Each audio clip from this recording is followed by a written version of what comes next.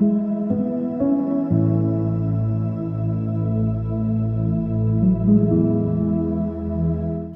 ಕ್ರಿಸ್ತನಲ್ಲಿ ಪ್ರೀತಿಯುಳ್ಳ ದೇವಜನರೇ, ನಿಮ್ಮೆಲ್ಲರನ್ನ ಈ ಪರಿಶುದ್ಧ ಬೆಳಗಿನ ಜಾವದಲ್ಲಿ ತುಂಬು ಹೃದಯದಿಂದ ವಂದಿಸುವನಾಗಿದ್ದೇನೆ.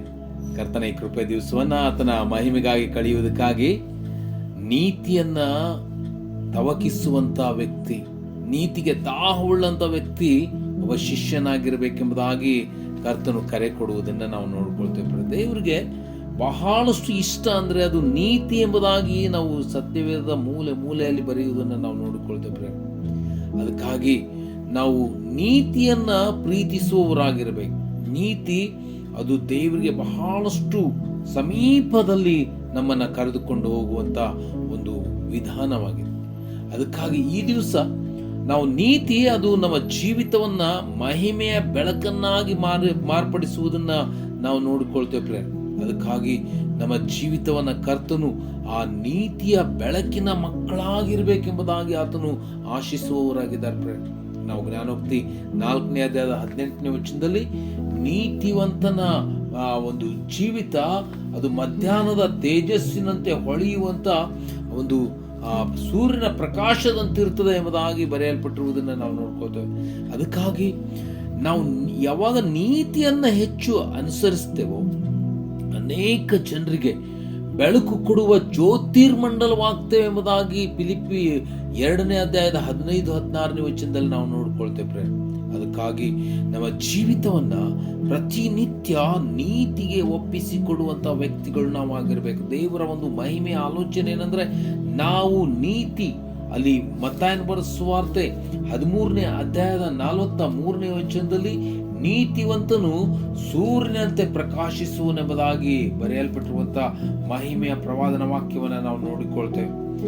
ಆಗ ನೀತಿವಂತರು ತಮ್ಮ ತಂದೆಯ ರಾಜ್ಯದಲ್ಲಿ ಸೂರ್ಯನಂತೆ ಪ್ರಕಾಶಿಸುವರು. ನಾನು ನೀನು ಈ ಭೂಮಿಯ ಮೇಲೆ ಸೂರ್ಯನಂತೆ ಪ್ರಕಾಶಿಸಬೇಕೆಂಬುದಾಗಿ ಕರ್ತನ ಒಂದು ಆಶೆ ನನ್ನ. ಅದಕ್ಕಾಗಿ ಕರ್ತನು ನಮಗೆ ಕರೆ ಕೊಟ್ಟಿರುವುದೇನೆಂದ್ರೆ, ನೀವು ಲೋಕಕ್ಕೆ ಬೆಳಕಾಗಿದ್ದೀರಿ. ಯಾರು ಆ ಬೆಳಕು? ಒಬ್ಬ ನೀತಿವಂತ ಎಂಬುದಾಗಿ ದೇವರ ವಾಕ್ಯ ನಮಗೆ ನೇರವಾಗಿ ಕರೆ ಕೊಡುವುದನ್ನು ನಾವು ನೋಡ್ಕೋತೇವೆ. ಅದಕ್ಕಾಗಿ ನಮ್ಮ ನೀತಿಯನ್ನ ಪ್ರತಿನಿತ್ಯ ನಾವು ಹೆಚ್ಚಿಸಿಕೊಳ್ಳುತ್ತಾ ನಾವು 1 ತಿಮೋತಿ 6ನೇ ಅಧ್ಯಾಯದ 11ನೇ ವಚನದಲ್ಲಿ ನೀತಿಯನ್ನ ಸಂಪಾದಿಸಬೇಕೆಂಬುದಾಗಿ ಬರೆಯಲ್ಪಟ್ಟಿದೆ. ಯಾವ ನೀತಿವಂತನು ಆತನು ಹೆಚ್ಚಾಗಿ ಆ ಒಂದು ನೀತಿಯನ್ನ ಸಂಪಾದಿಸುವುದಕ್ಕೆ ತನ್ನನ್ನ ತೊಡಗಿಸಿಕೊಳ್ತಾನೋ ಅವನ ಜೀವಿತ ಈ ಭೂಮಿಯ ಮೇಲೆ ಎಲ್ಲಾ ವಿಷಯಗಳಲ್ಲಿ ಸುಖ ಸಮೃದ್ಧಿಯಿಂದ ತುಂಬಲ್ಪಟ್ಟಿರ್ತದೆ ಎಂಬುದಾಗಿ ನಾವು ಕೀರ್ತನೆ 12ನೇ ಕೀರ್ತನೆ ಇಡೀ 10 ವಚನಗಳನ್ನ 1ನೇ ವಚನದಿಂದ 10 ವಚನಗಳನ್ನ ನೀವು ಓದುವಾಗ ಅಲ್ಲಿ ನಾವು ನೋಡ್ಕೊಳ್ತೇವೆ ನೀತಿವಂತನ ಆಶೀರ್ವಾದ ಎಷ್ಟು ಶ್ರೇಷ್ಠವಾಗಿರ್ತದೆ ಎಂಬುದಾಗಿ.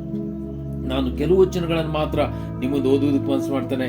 ನೋಡ್ರಿ, 112ನೇ ಕೀರ್ತನೆ 2ನೇ ವಚನ, ಅವನ ಸಂತಾನ ಲೋಕದಲ್ಲಿ ಬಲಿಷ್ಠವಾಗಿರ್ತದೆ, ನೀತಿವಂತನ ವಂಶವು ಶುಭ ಹೊಂದದೆ, ಅವನ ಮನೆಯಲ್ಲಿ ಧನೈಶ್ವರ್ಯಗಳಿರ್ತವೆ, ಅವನು ನೀತಿಯು ಸದಾಕಾಲ ಫಲಿಸ್ತಾ ಇರ್ತದೆ, ಯಥಾರ್ಥರಿಗೆ ಕತ್ತಲೆಯು ಜ್ಯೋತಿ ಮೂಡ್ತದೆ ಎಂಬುದಾಗಿ ನಾವು ನೋಡ್ಕೊಳ್ತೇವೆ. ಅಲ್ಲಿ 9ನೇ ವಚನ ಮಾತ್ರ ಓದ್ತೇನೆ, ಬಡವರಿಗೆ ಉದಾರವಾಗಿ ಕೊಡ್ತಾನೆ, ಅವನ ನೀತಿಯ ಫಲವು ಸದಾಕಾಲ ಇರ್ತದೆ, ಮಹಿಮೆಯೊಡನೆ ಅವನ ಕೊಂಬು ಎತ್ತಲ್ಪಟ್ಟಿರ್ತಾ ಇರ್ತದೆ.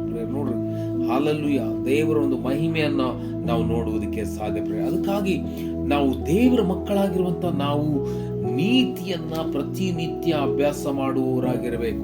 ಅದು ಹೇಗೆ ದೊರಕ್ತದೆ ಎಂಬುದಾಗಿ ನಾವು 119ನೇ ಕೀರ್ತನೆ 1-2ನೇ ವಚನದಲ್ಲಿ ನಾವು ನೋಡ್ಕೊಳ್ತೇವೆ. ಕರ್ತನ ಧರ್ಮಶಾಸ್ತ್ರವನ್ನು ಅನುಸರಿಸಿ ನೀತಿವಂತರಾಗಿ ನಡೆಯುವವರು ಧನ್ಯರು, ಅವನ ಕಟ್ಟಳೆಗಳನ್ನ ಕೈಕೊಂಡು ಸಂಪೂರ್ಣ ಮನಸ್ಸಿನಿಂದ ಆತನನ್ನು ಹುಡುಕುವವರು ಭಾಗ್ಯವಂತರು. ಹಾಲೆಲೂಯ. ನಾವು ಭಾಗ್ಯವಂತರಾಗಿ ಭೂಮಿಯ ಮೇಲೆ ಇರುವುದಕ್ಕೆ ಸಾಧ್ಯ. ಅದಕ್ಕಾಗಿ ನನ್ನ ಪ್ರಿಯ ದೇವಜನರೇ, ದೇವರಿಗೆ ಬಹಳಷ್ಟು ಮೆಚ್ಚುಗೆ ಆಗಿರುವಂತಹ ವಿಷಯ ಅದು ನೀತಿ. ಆ ನೀತಿಯನ್ನು ನಾವು ಪ್ರತಿನಿತ್ಯ ನಮ್ಮ ಜೀವಿತದಲ್ಲಿ ಅಳವಡಿಸಿಕೊಂಡು ಅದಕ್ಕಾಗಿ ದಾವುಳ್ಳವರಾಗಿ ನಾವು ನೀತಿಗೆ ತವಕಿಸುತ್ತಾ ಆ ಸಂತೃಪ್ತಿಯ ಜೀವಿತವನ್ನು ಈ ಭೂಮಿಯ ಮೇಲೆ ಸಾಗಿಸುವುದಕ್ಕೆ ನಮ್ಮನ್ನು ಸಂಪೂರ್ಣವಾಗಿ ಕರ್ತನಿಗೆ ಒಪ್ಪಿಸಿಕೊಳ್ಳೋಣ. ಆ ರೀತಿಯಲ್ಲಿ ಆಗುವಂತೆ ಕರ್ತನ ನಿಮ್ಮನ್ನು ಆಶೀರ್ವದಿಸಲಿ. Thank you.